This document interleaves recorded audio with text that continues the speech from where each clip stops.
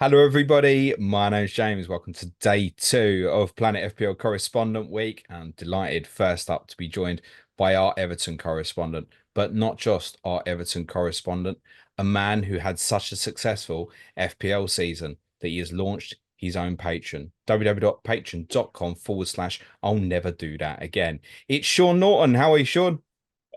I'm okay, James. I'm all right. Yeah, You are the Planet FPL Correspondent Mini League champion. How does that feel? I am. Yeah, I am. Head of the table, you could say, James. Head of the table, yeah. I acknowledge you. Good stuff, mate. Let's talk Everton. That's what you're here for primarily. I want to ask you first about the takeover situation. What's the latest? Because the deal with these guys who own Roma is it off now? It appears that way, yeah, unless it's some like negotiating tactic. Um, it's all very complicated, the takeover talk. So at the minute, yeah, it looks like it's off. And they're looking for other bidders to come in again, which there seems to be a few of them knocking about. Is So it just right have to to very much say, wait and see. obviously, these lads, if we can call them that, in fact, yeah, the Yeah. lads, the chances, aren't they? These 777 partners have put so much money into the club that they're owed money. That's a big sticking point. Is that right? Yeah, it seems to be. There's like conflicting information out there. I've kind of I've kind of just like stopped getting into the nitty-gritty of it all because it's just there's so much noise around it all, and even like the trusted sources that I normally go to are quite contradictory in their opinions of what's going on and what could happen. Um, but yeah, it seems that because of the whole legal wranglings around 777 or a cap. Um, it's put the Friedkin group off, and these seem to be successful people who Mm. are good at what they're doing, and it's all about like risk management, isn't it? And obviously, the associated risk that they see around that money, they've just decided, it's not for them. Now, whether that's a final not for them, or they're just trying to get the price down, negotiate a bit of a lower cost for them. Who knows? But we'll find out the fullness of time, won't we, I guess. Does the club feel safe at the moment to you? Yeah, I mean, there's a decent amount of money that's come into the club over the summer with obviously the TV revenue and then the player sales and stuff. So there's no like, there's never really been a significant risk to the cash flow and like the ongoing concern of the business. So it's all obviously it's not great while it's all up in the air, but I think it's just business as usual for the It's for the probably time summed up by being. the And fact you don't need to sell Jarrod Branthwaite, right? yeah, no, no, no. I mean, if Man United or someone else offers 75 million pound for him, then I'm sure he'll probably leave the football club. But that's like any player at any club. Yeah, of course. Everyone's got a price, haven't they? And ultimately, when the club come out and sort of said that we wouldn't be selling him unless someone matched our valuation, pretty much all the Evertonians knew that we were in a decent enough place for that to be true.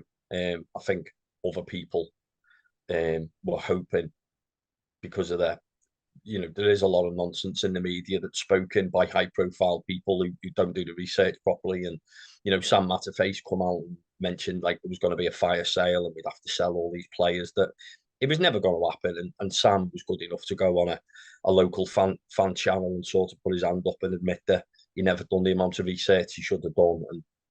And he shouldn't have said some of the things that he said. But like it just leads to people thinking, oh well, Everton are right for the pickings here. So I think a few people thought they'd get Branthwaite on the cheap, and that was never going to be the case. Last season at Goodison, Yeah, how's that feel? um, crap to be honest. Yeah, I get that. It's yeah, it's odd.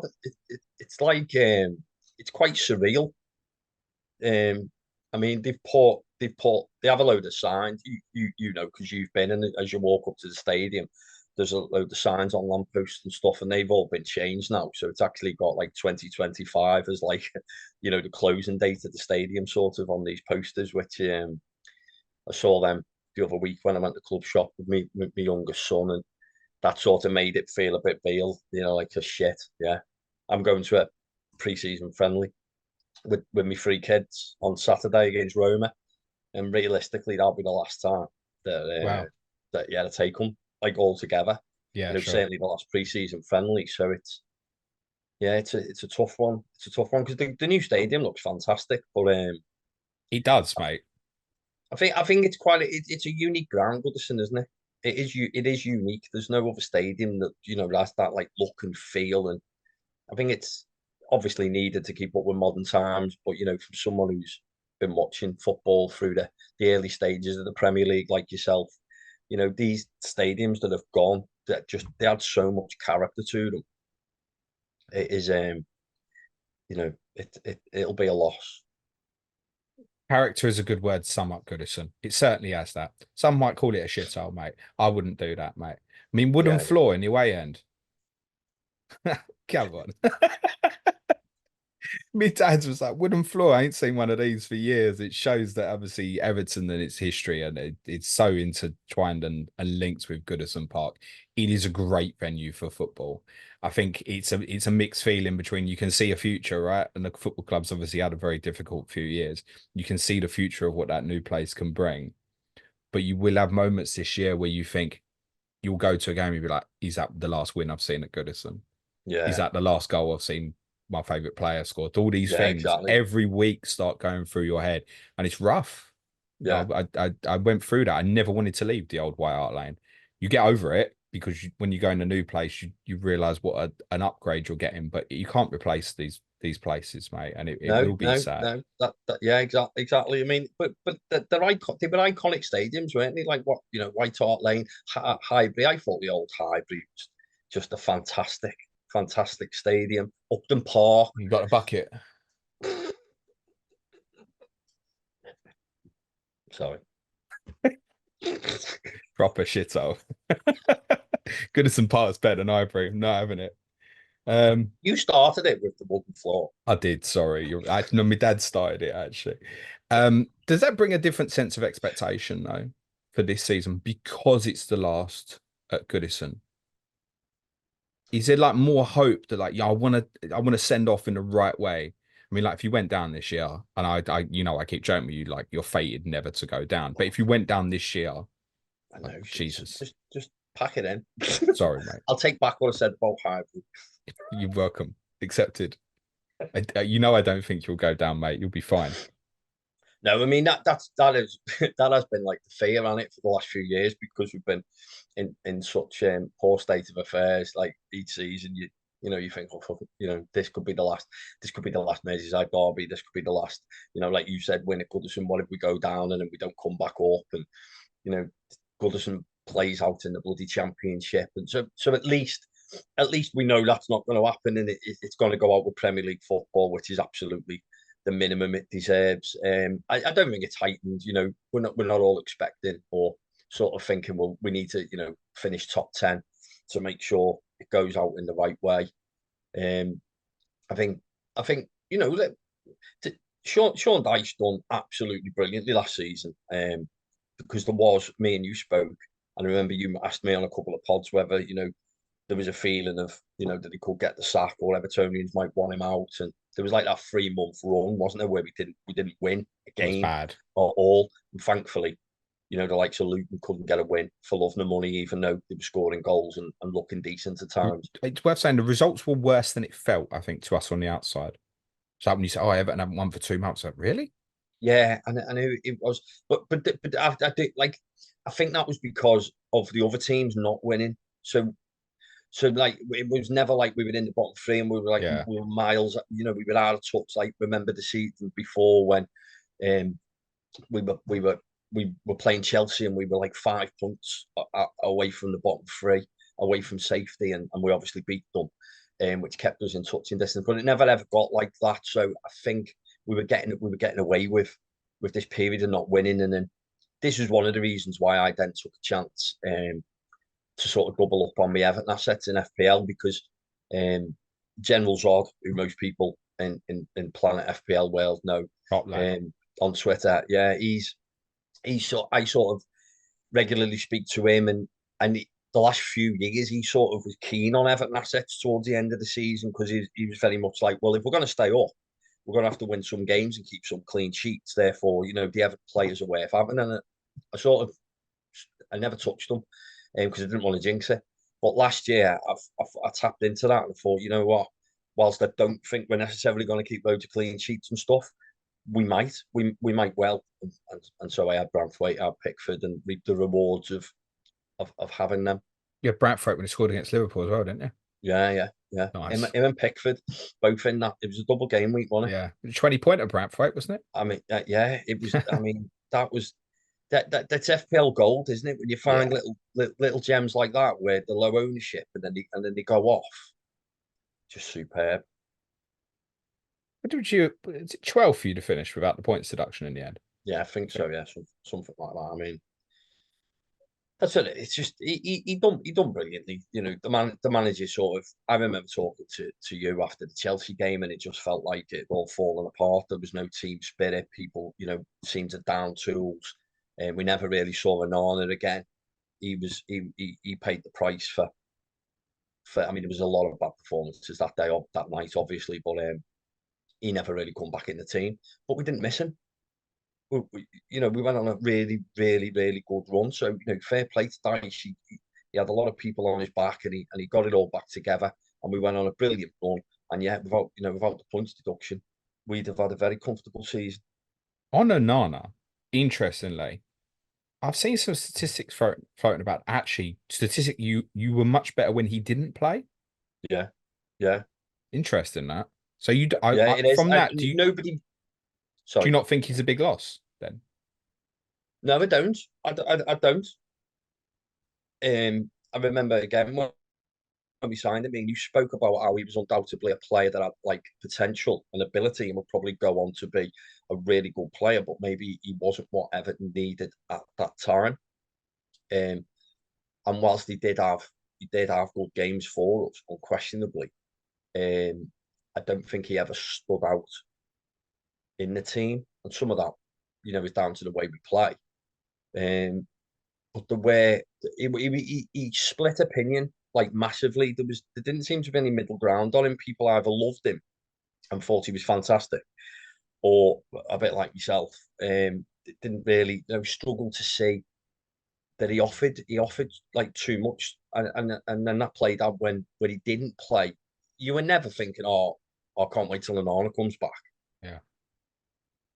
And did he miss the penalty against Fulham in the Yeah, cup quarter yeah, for one League of the Cup worst quarter penalties final? I've ever seen. Terrible. It's got a brilliant foreign commentary on it that I'm sure Yeah, you've yeah, heard. You know what I'm yeah, talking about, yeah. yeah. Okay. On the fixtures, these are interesting, Sean. What's the reaction to the fixtures that you've got? I think it's really tough. I think that starts really, really hard, and I tend to just repeat myself when I come on these each summer because I feel like each summer we go into the season not ready, like carrying injuries, missing players, not really had a good pre-season. And it's the same this season. We haven't played good teams. We haven't looked very good. We looked decent against Preston the weekend just gone, but there was still a lot of players missing.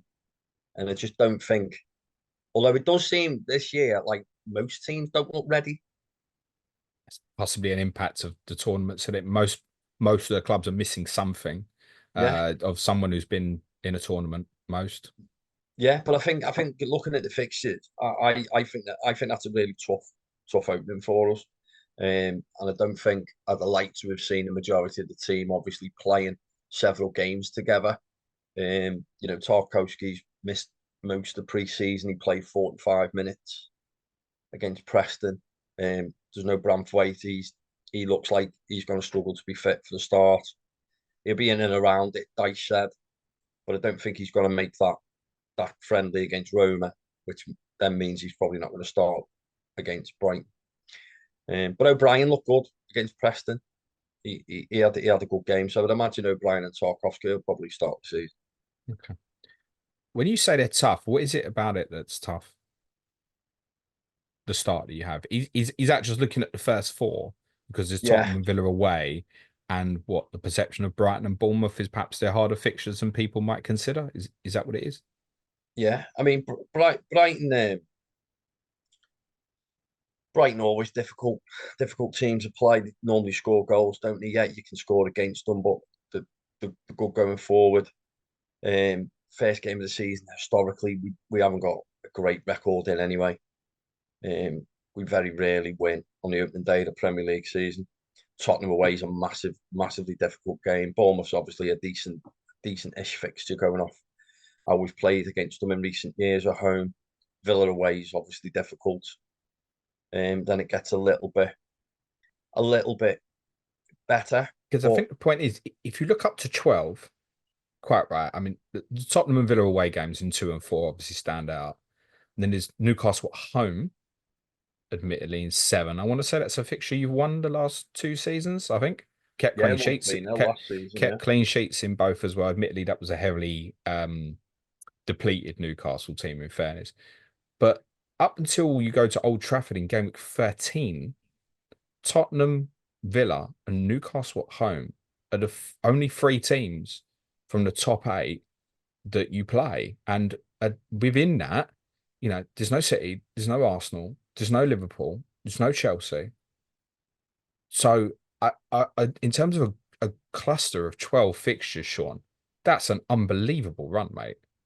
well, I'd sort of, I just think those first 4 are really difficult. And if we were, even if we were, we had a team that had gelled over pre-season and was consistent, I'd still worry about those first 4.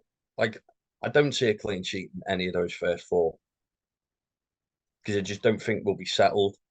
And I think it's a thing like I remember Dyche when he was in charge of Burnley, and they always used to. I'm sure they always used to start slowly as well, and then they pick up round about Christmas time and go on mad runs then, and not really, lose many games to the end of the season, and invariably end up being quite comfortable for most of his time there. And I remember like last season, I was saying the same thing. I come on and said, don't go near any Everton assets for the early part of the season. When those fixtures start picking up after the first 4, I think round about then might be the time to start maybe considering a Pickford or a Branthwaite. But I mean, that period of 5 to 12, there's no doubt you're going to be top of the majority of fixture tickers, whatever period, if it's 5 fixtures, 7 fixtures, 8 fixtures, you're going to be on the top of it, mate. There's going to yeah, be massive yeah, interest there. we will. But again, me and you regularly speak year in year out. Normally, whenever at the top of the fixture tickets, we don't do that well. It's been known, yes. And I again, that was why I sort of jumped on them when it did in the second half of last season, and just played them regardless of who the fixtures were. And I reckon I got as many good returns from games where you'd normally, like, if you were rotating, you'd be looking at them and you'd be going, oh, Liverpool at home, not do want an Everton defender for that game. No, because obviously Liverpool were going to score, weren't they? But then they never, and Branthwaite scores, and I think you've got to have that approach that you're gonna want somebody that you're gonna put in and almost ignore the fixtures, because then you can get that benefit when the surprise clean sheets and goals come along. So, therefore, those who are looking longer term, perhaps don't want a wild card till sort of November, December time, should still be considering Everton players. I understand what you're saying about the very start, but if people want to put a defensive Everton asset in for the long term, that's still a good choice here, right? Yeah, I mean, there's like I look at it where obviously Branthwaite's gone up now, hasn't he? And a 5 million, and I know people are now looking at Mykolenko, and Mykolenko's only played like 45 minutes of pre-season, so it's not a guarantee he's going to start the first game. I mean, he probably will, but he's lacking in match fitness, and he doesn't offer much when he crosses the halfway line. But I think people are looking at it and going, oh, well, I want an Everton defender because they keep loads of clean sheets, and Mykolenko starts and he's only 4.5 million. But I don't know. I think I prefer someone like Anthony Robinson at Fulham for 4.5 million. I just feel like he's one that you can put in. He'll get attacking returns. Fulham always get random clean sheets in games that you don't expect them to, so you can almost ignore the fixtures. I think we're just so hard to predict. So throwing Mykolenko in, I don't know. He's quite injury prone as well. So it's like it'd be I'd worry it's like a transfer waiting to happen. You could argue that you get through the first four or five games, the fixtures get a bit easier, and then he quite possibly picks up a knock and he's transferring him out anyway. I I think think we're very much a second half of the season team. I think he's the best 4.5 in the game if people are looking long term, mate. I think his offensive underlying numbers were on the rise last season. He does have a strike on him. No one's expecting him to produce like Porro, Alexander Arnold stuff or anything like that. But I think for 4.5, playing for a side that have shown historically under their manager that can keep clean sheets, that's a great pickup. And it doesn't have to be someone you play every week. You can do. But it's interesting you mentioned Anthony Robinson because when you've got those two tough games on paper away to Tottenham and Villa, Fulham's games are Leicester at home and West Ham at home. And even pair them up, mate, and you continually get good fixtures. Yeah, I know. It's like it looks good, doesn't it? It looks good with the tickers and stuff, but I just think the returns don't necessarily always fall that way, do they? I like you know what I mean. It's like sod law. Then that you're gonna miss out both ways because Everton will keep some surprise clean sheets, and so will Fulham. And then you're falling back on like what did they get in the games where the easier games, the good games. Um, but yeah, I haven't considered Mykolenko. I've got to be. She's no consideration to you. No. I wouldn't. I just wouldn't go. I wouldn't go there. Sean, you I, won't put me off, mate. I wouldn't You go there. you The first you four fixtures, the lack of fitness. you I'd won't have you I'd won't have put me off. Robinson or Eight Nori all day long. Short term, understand what you're saying. If I come to a conclusion that I don't think I'm going to wild card till December, he is going in. Definitely. With that run, you've got all the way till the end of November. Yeah. I'd have to have some of it, mate. And it is an easier route in than Branthwaite or Tarkowski or even Pickford. I mean, would you prefer to pay 0.5 more for Pickford over Mykolenko? Yeah, I'd have Pickford or Branthwaite before Mykolenko. I just pay the money and So you paid 0.5 for Branthwaite over Mykolenko, yeah. even though Oh, we're saying there's a chance that Branthwaite doesn't play game week 1 as it stands. yeah, all day long. If I was gonna put one in, it'd be Branthwaite, without a shadow of a doubt. So of the five defenders, Branthwaite over Tarkowski comfortable for you now? Yeah. Okay. And Branthwaite versus Pickford? See, that is a tricky one. I think both of those are.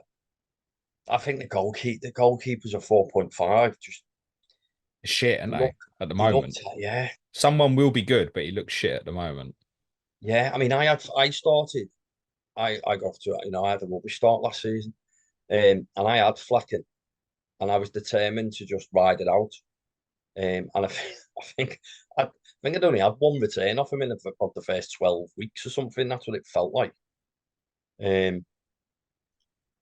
But I remember listening to Mark and us talking about Pickford because Andy had Pickford and was getting absolutely slaughtered, and even I was laughing at him for picking him. Because I was just convinced we weren't going to keep that many clean sheets at the start of the season.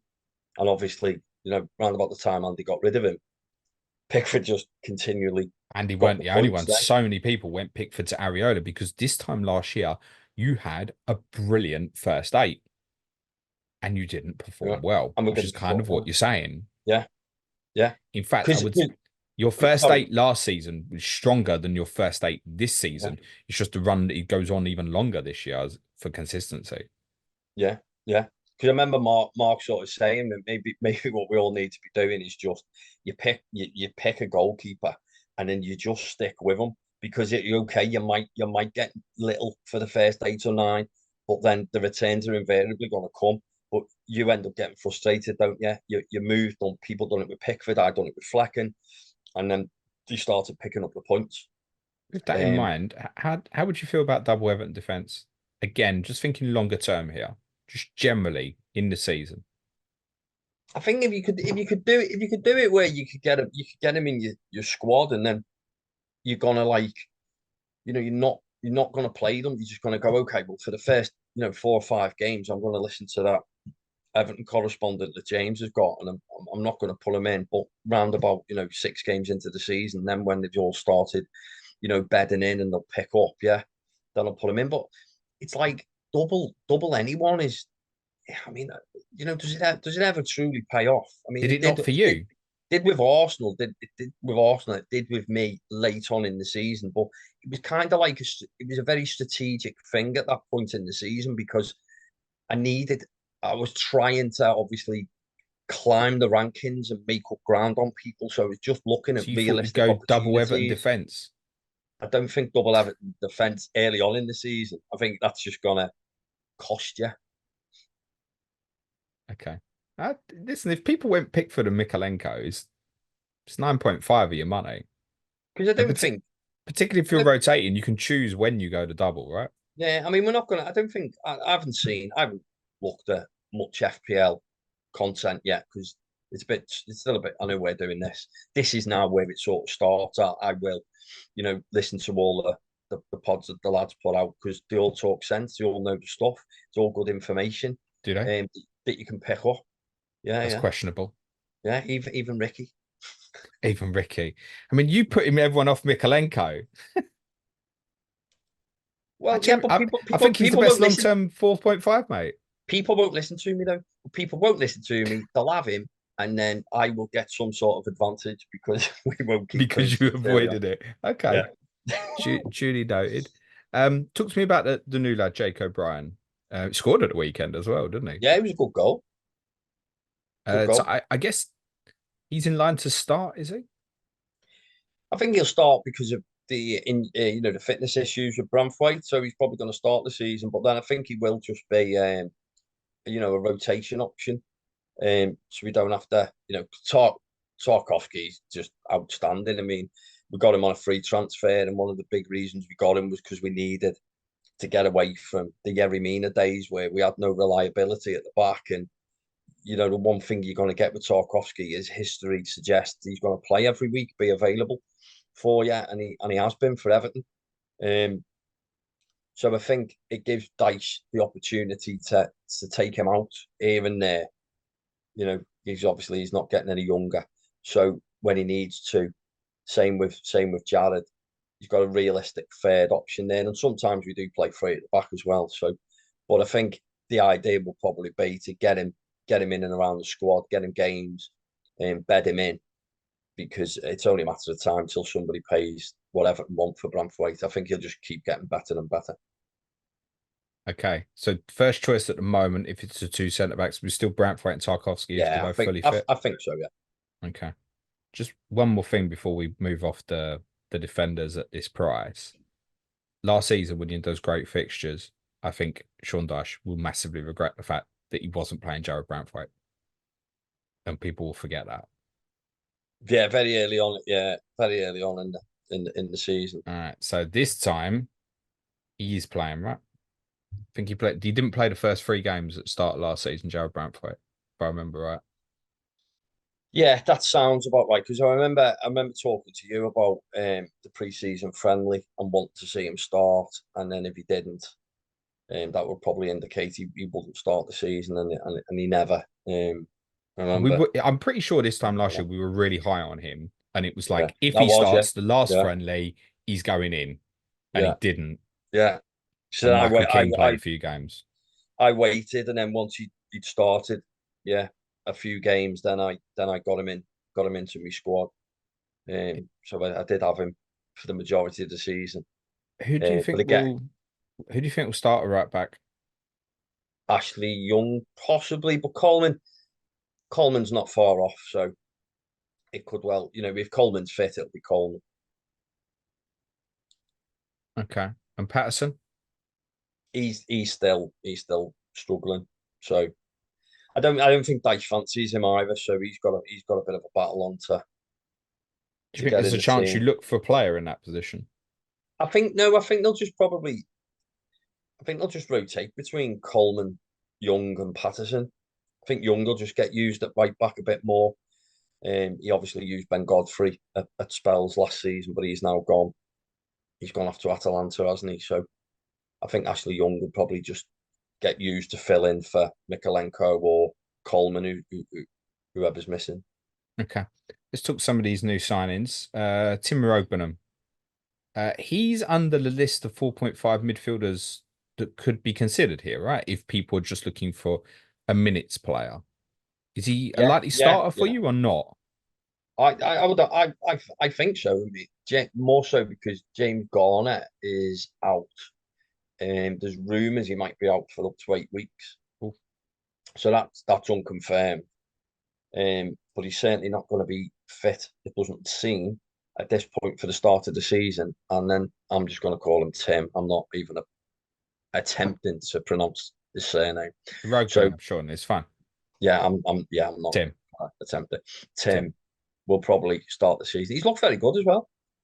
You're a bit light on central midfield players. Is that fair? Yeah, we are. Yeah, yeah. Because obviously Andre Gomez left and Yeah. Onana's left, and there wasn't much.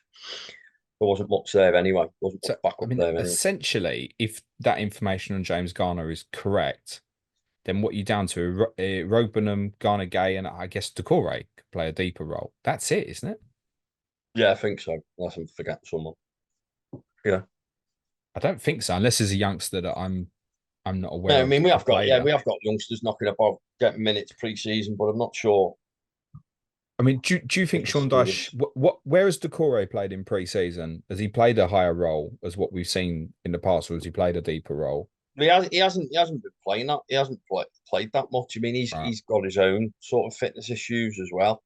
Um, So it uh, probably will be Iroquois and Ghana then start the season by the basis of what yeah, you're saying. yeah. It Okay. would not surprise me if the Kure is used as a more defensive midfielder this season. Doesn't play to his strengths, but as you said, we've seen him do that, and because we're light in that area, I believe they're not. Dyche hinted or said that they're not gonna be doing much more in the transfer market. I think they've used most of the available cash that they had freed up in sort of profit and sustainability terms. Um, that might change if, say, I don't know, say if they sold Beto or Dominic Calvert-Lewin went. But even the young lad, the young lad Chimity, who was doing well in pre-season and looking good, he's picked up an injury. So he's not likely to be fit for the start of the season either. So I don't think we're going to do too much more in the market. So we'll probably start with what we've got, and we have got a fair few injuries knocking around still. Yeah, I saw quite a bit of a Robenham play for the England under-19s when they won Euros a couple of years ago. More deeper lying player. I played behind Carney Chukwuemeka, who's obviously now at Chelsea, and obviously they were teammates together at Aston Villa as well. Good young player there, Sean. I think it's a Yeah, decent pickup, mate. I was. I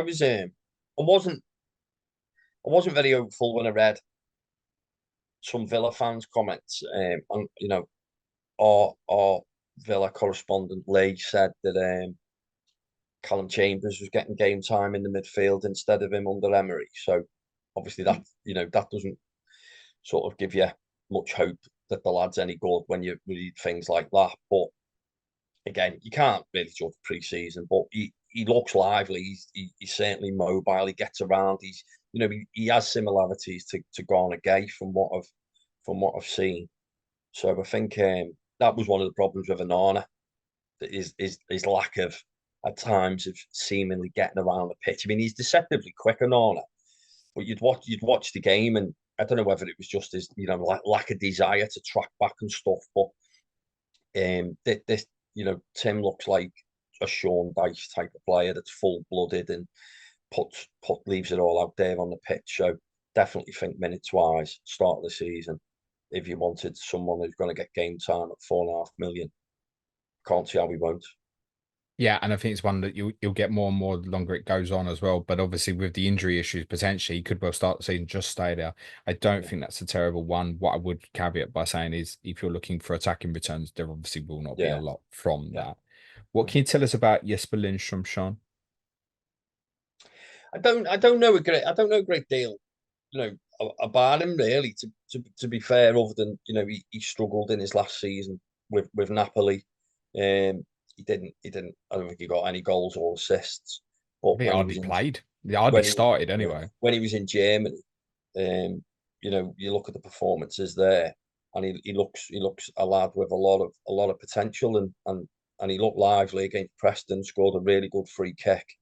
Seems to be very versatile. So he sort of played off the right, but he can play. He can play in the middle as well. He can play off the left. So I think we've got options there, and I think this is where Dyche is going to try to be a bit more, a little bit more attack minded in games, or more effective on the counter attack. I think we're going to see, Lindstrom maybe playing in the 10, or and Dye playing in the 10 as opposed to Doucouré. And we've also got Harrison who could play there. McNeil could potentially play there. So I think he's going to use these wide players, swapping them about and utilising them in that 10 role, so that, like we previously mentioned, we're not relying on Doucouré, because he has been struggling the last couple of seasons, Doucouré, to affect play positively like he used to in the final third, certainly in possession of the football. I know he's good at breaking into the box, but even that sort of dropped off. His goal returns, he went months without scoring last season. So I think that's where Dyche is looking for these lads, McNeil, Lindstrom, Harrison, and Dye to Chip in. cause more problems. And Dye's a really interesting one. Sitting here this time last year with Tomo, our Sheffield United correspondent, saying like he's probably the best player that's ever played for them, Yeah, certainly in terms of yeah, what he said he's that to seen. me. Yeah, Went to his boyhood club, supposedly Marseille, had a bad season. That's it, it's yeah, over. And now he's joined you, and no one's talking about him at all. no. What do we make of this? From I mean, I think I think it's a very clever signing, because it's low money. He's got bags of potential. I haven't seen anyone not talk positively about him. And it's what Everton used to do really, really well under David Moyes, was take really good players from the Championship, and not more so than the likes of Tim Cahill. And I'm hoping. I know he's a completely different player to Tim Cahill, but I'm hoping he might have that sort of effect for us, where we've got someone who can cause real problems in that number 10 role.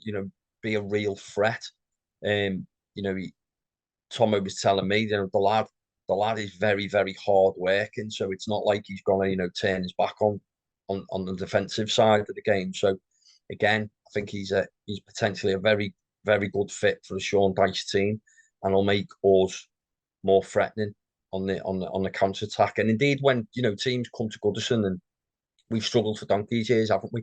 When teams come to Goodison and sit back and defend, we lack ideas, we lack creativity, and so having someone like him who can go past the player and has got a trick or two, it opens up the pitch, then, doesn't it? It lets Harrison and McNeil have more of an effect on the game. So yeah, I think from an FPL point of view, he's obviously not going to be. He's not going to have any ownership at all of the fort, but It's 5.5. he's one that people might want to gamble on in that good fixture, that good fixture run. Would you expect him to start as it stands? He's another one who's like sort of got a knock, but yeah, I mean, he got some minutes at the weekend, so if he starts against Roma, I expect him to be in the lineup. I don't think we've got him to bench him. So, as it would stand, I'm guessing game week one, what we're saying to that Pickford, Coleman, O'Brien, Tarkowski, Mykolenko, Irobenham, and I guess Garner Gay as it stands. Yeah, Then what if we're saying it's a free behind what Calvert-Lewin up front? yeah, So yeah. what would be the free, do you think, as it stands? Well, I think he'll probably just go with his like he'll have I think he'll go with his tried and tested Harrison on the right, McNeil on the left, Yeah. and Dye in the 10, Calvert-Lewin up front. Okay, so you think Lindstrom probably not a I starter think then? I think Livingston probably won't start, but then he's got him, and he will undoubtedly then come off the bench, and it'll be like, here you go, start putting pressure on Harrison or McNeil to take their place, or even and Die. He could well come on and play in the 10. What do we reckon about Calvert-Lewin now? I Well, he think seems. his performance against Liverpool that night was a Oh, reminder. Yeah, yeah. He's another one that divides opinion. Lots of Evertonians don't like him. They look at his goal scoring record and they'll say that other than the one season for Ancelotti, he doesn't score enough goals. He's obviously had his fitness issues. He never last season. And then they'll say, well, he only scored 7. He did. He only scored 7 goals and he missed some gilt-edge opportunities. But it looks like the lad wants to go. I think he's gonna, seemingly wants like not mega money, but a lot more money than what he's on now. So he wants a significantly improved contract, and obviously in a position Everton are in, they're just not going to do. They're not going to risk that. It's too high risk.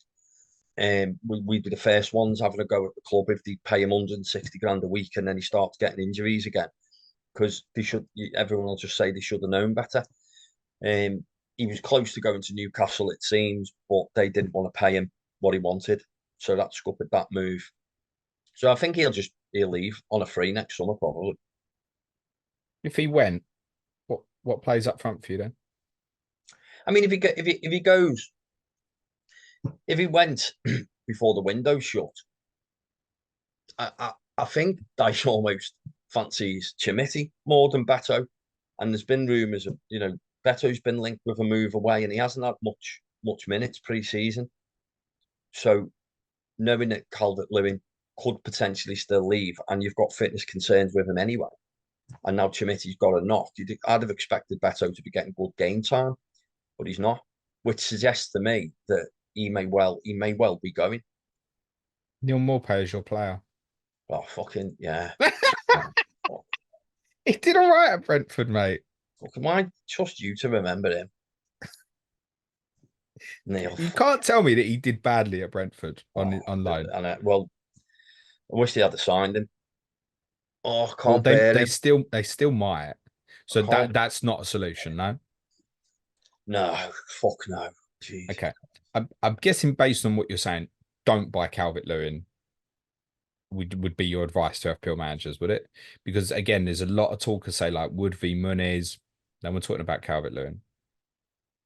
Same price. I think when that good fixture run comes, if he's still playing for Everton, because the window will be shut by the time we get through those first 4 games, won't it? He will be an option definitely, but not at the start. But no, I just think I just don't see us hitting. I can't see us hitting the ground running. I think anyone considering Everton players for FPL just need to, either have them sat on your bench, and then let us get through those first 4 games, and then start thinking about putting them in. Problem is at that point now, because of swing of fixtures, are people going to be thinking of buying Everton unless you're on wildcard? So again, I think for those looking longer term, like we said, maybe, okay, get it in defensively. If you go with Pickford, you're playing him, aren't you? Like fairly standard and obvious. Yeah. And I think if you get Branthwaite, if he was available, or Tarkowski, same, probably, maybe not 2 and 4, but at home games you do. Mykolenko at 4.5 might be one, particularly if you went with, say, I don't know, a Porro, Saliba, Gabriel, not Gabriel, Vardiel, something like that.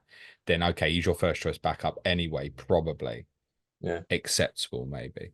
Those thinking longer term, I think, will still be very interested. What about Sean? Brighton at home, day 1. And I know they've obviously got a new manager in. But I think 2 draws last year. You in the games with De Zerbi, and you beat them 5-1 the end of the season the year before, didn't you? So not a terrible opponent for you. What about DCL for those who were mad and looking at a 1-week punt and wanted a bench boost?